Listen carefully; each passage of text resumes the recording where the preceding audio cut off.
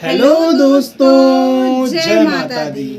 तो हम उम्मीद करते हैं कि आप लोगों की पढ़ाई बहुत अच्छी चल रही होगी। जैसा कि आप सब जानते हैं कि मेरी एग्ज़ाम डेट आउट हो चुकी थी, और जो कि 14 सितंबर को है। भैया की एग्ज़ाम डेट भी आउट हो चुकी है।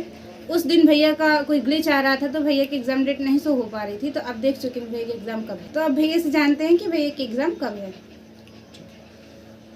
देखिए, उस दिन जब मैंने आपको बताया था कि बिट्टी का एग्ज़ाम डेट 14 तारीख को 3rd शिफ्ट में और कानपुर में है, मैंने आपको बताया था।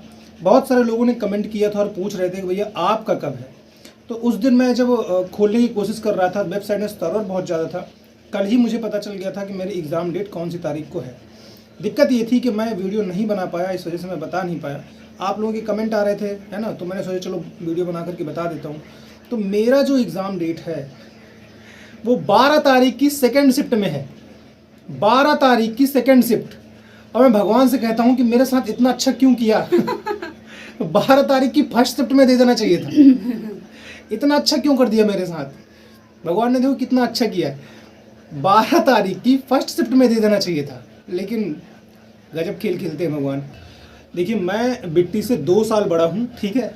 तो उस हिसाब से मेरा जो एग्ज़ाम है वो 12 तारीख को आ गया है और बिट्टी का एग्ज़ाम 14 तारीख को आ गया है, मतलब 2 दिन पहले। आप देख रहे हैं, ठीक है। बहरहाल ये अलग बात हो गई, है ना। ये मतलब टोटली लक बेस्ड था, ऐसा कुछ नहीं था कि इसमें कुछ अपना कोई जोर है। ऐसा कुछ लक ऐसा था कि 12 तारीख की 2nd शिफ्ट को मेरा एग्ज़ाम हो गया। अब मैं आपको बताऊँगा और बिट्टी आपको बताएंगे कि हम क्या क्या पढ़ रहे हैं इस समय।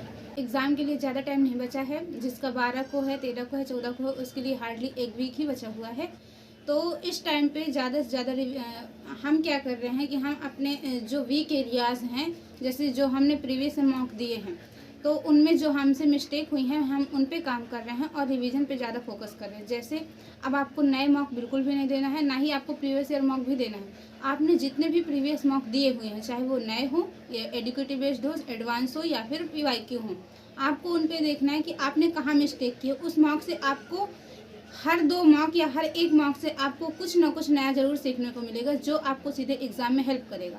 तो आप इस टाइम पे आपको सिर्फ रिवीजन करना है और आपने जो मॉक दिए हैं उनका एनालिसिस बहुत अच्छे से करना है, क्योंकि यही आपकी तैयारी को बूस्ट करेगा और आपको एग्ज़ाम में कॉन्फिडेंस दिलाएगा। जीके के लिए आप क्या कर सकते हैं, जो अभी स्टेनो का एग्ज़ाम हुआ है तो उसके आंसर की तो आउट हो चुकी है, उसमें से टॉपिक्स देख के कौन सा टॉपिक हर शिफ्ट में ज़्यादा बार पूछा गया, आप उस पर ज़्यादा फोकस कर सकते हैं। अब देखिए, आपको ध्यान इस बात का रखना है कि अब जो रिमेनिंग टाइम बचा हुआ है, उस बचे हुए टाइम में आपको कोई भी चीज़ नई नहीं पढ़नी है। जैसे मैं अपनी बात करूं तो मैंने अभी तक जीके को बहुत कम टाइम दिया था, बहुत कम। यानी जीके के मेरे पास जितने भी टॉपिक थे, जीके के मेरे पास जितना भी सिलेबस मेरा कंप्लीट था, अब मैं सिर्फ उसी को पढ़ूंगा। मैं नया कुछ भी जीके में नहीं पढ़ूंगा। रही बात मैथ की और रीजनिंग की, तो उसमें जो भी आपने मॉक लगाए होंगे, जो भी आपके वीक टॉपिक होंगे, जैसे मैं आपको एग्जांपल के थ्रू बताऊं तो इंस्टॉलमेंट मेरा बहुत वीक है। ये जो SICI में इंस्टॉलमेंट पूछा जाता है उसके सवाल मुझसे गलत होते हैं। अभी मैंने शुभम जैन सर का वीडियो देखा और इंस्टॉलमेंट के सारे टॉपिक कवर करने की पूरी कोशिश की है। इसके बाद मैंने देखा कि मेरा जो इलेक्शन वाले क्वेश्चन हैं वो गलत हो जाते हैं हमेशा, मतलब ज़्यादातर वो गलत ही हो जाते हैं मुझसे। तो मैं इलेक्शन वाले भी सारे के सारे क्वेश्चन को कवर करने की कोशिश कर रहा हूँ। तो यानी कि जो भी आपके कमज़ोर टॉपिक हैं, ये तो मैंने मैथ की बात की। इंग्लिश की बात करूँ तो क्लॉज और फ्रेज, फिक्स प्रीपोजिशन हो गया, है ना, फ्रेजल वर्ब हो गया, ये गलत हो जाते हैं। तो इसको भी मैं कवर करने की कोशिश कर रहा हूँ। तो जो आपका वीक एरिया है उसको आप कवर करने की कोशिश कीजिए, आपको डेफिनेटली कुछ ना कुछ बूस्ट देखने को मिलेगा। इसी उम्मीद के साथ कि आप अच्छे तरीके से एग्ज़ाम दोगे, और जैसे ही हम लोग एग्ज़ाम दे करके आएंगे आपको रिव्यू भी शेयर करेंगे, आपको बताएंगे कि आपको क्या करना चाहिए, क्या नहीं करना चाहिए। आप अच्छे से एग्ज़ाम दीजिए। जय माता दी।